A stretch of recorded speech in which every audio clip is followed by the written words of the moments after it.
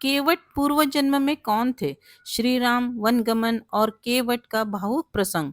श्री राम, लक्ष्मण और माता सीता 14 वर्ष के वनवास के लिए अयोध्या से निकलकर निषाद राज के साथ गंगा नदी के किनारे पहुंचते हैं, जहां उन्हें केवट मिलते हैं।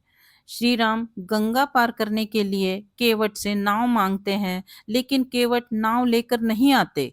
वे श्री राम से कहते हैं कि मैंने आपका मर्म जान लिया है। सभी लोग कहते हैं कि आपके पैरों की धूल से एक पत्थर से सुंदर स्त्री बन गई थी। मेरी नाव तो लकड़ी की है, कहीं इस नाव पर आपके पैर पड़ते ही यह भी स्त्री बन गई तो मैं लुट जाऊंगा। यही नाव मेरे परिवार का भरण पोषण करती है। यहाँ प्रश्न यह उठता है कि आखिर वह कौन सा मर्म था जो केवट जान गए थे।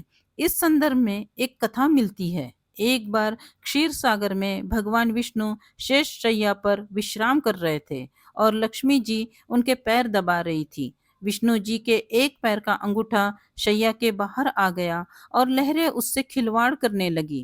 क्षीर सागर के एक कछुए ने इस दृश्य को देखा और मन में यह विचार किया कि यदि मैं भगवान विष्णु के अंगूठे को स्पर्श कर लूं तो मुझे मोक्ष मिल जाएगा। यह सोचकर वह कछुआ भगवान विष्णु के चरणों की ओर बढ़ा। उसे भगवान विष्णु की ओर आते हुए शेषनाग जी ने देख लिया और उसे भगाने के लिए जोर से फुफकारा। फुफकार सुनकर कछुआ भागकर छुप गया। कुछ समय पश्चात जब शेष जी का ध्यान हट गया तो उसने पुनः प्रयास किया। इस बार माता लक्ष्मी की दृष्टि उस पर पड़ गई और उन्होंने उसे भगा दिया। इस प्रकार उस कछुए ने अनेकों प्रयास किए, पर शेष जी और लक्ष्मी माता के कारण उसे कभी सफलता नहीं मिली। यहाँ तक कि सृष्टि की रचना हो गई और सतयुग बीत जाने के बाद त्रेता युग आ गया।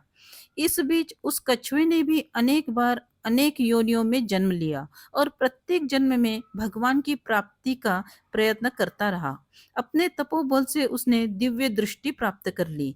कछुए को पता था कि त्रेता युग में वही क्षीर सागर में शयन करने वाले विष्णु जी राम का, वही शेष जी लक्ष्मण का और वही माता लक्ष्मी सीता के रूप में अवतरित होंगे तथा वनवास के समय उन्हें गंगा पार उतरने की आवश्यकता पड़ेगी।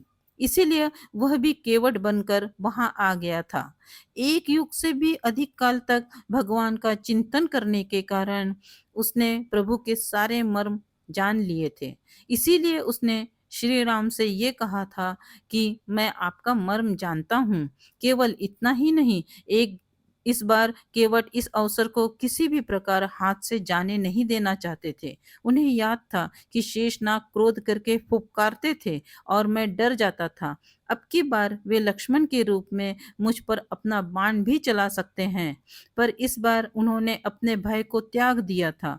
लक्ष्मण के तीर से मर जाना उन्हें स्वीकार था, पर इस अवसर को खोना गवारा नहीं था।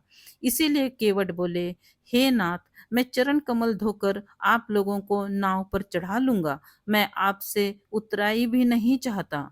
हे राम, मुझे आपकी दुहाई और दशरथ जी की सौगंध है। मैं आपसे बिल्कुल सच कह रहा हूँ। भले ही लक्ष्मण जी मुझे तीर मार दे, पर जब तक मैं आपके पैरों को पखार नहीं लूंगा तब तक हे कृपालु मैं पार नहीं उतारूंगा। केवट के प्रेम में लपेटे हुए अटपटे वचन सुनकर करुणा के धाम श्री रामचंद्र जी जानकी जी और लक्ष्मण जी की ओर देखकर हंसे, जैसे वे उनसे पूछ रहे हो, कहो अब क्या करूं। उस समय तो केवल अंगूठे को स्पर्श करना चाहता था और तुम लोग इसे भगा देते थे, पर अब तो यह दोनों पैर मांग रहा है। कृपा के सागर श्री रामचंद्र जी केवट से मुस्कुराकर बोले, भाई तू वही कर जिससे तेरी नाव न जाए। जल्दी जल लाओ और चरण धो लो। केवट श्री रामचंद्र जी की आज्ञा पाकर कठौते में जल भरकर ले आए।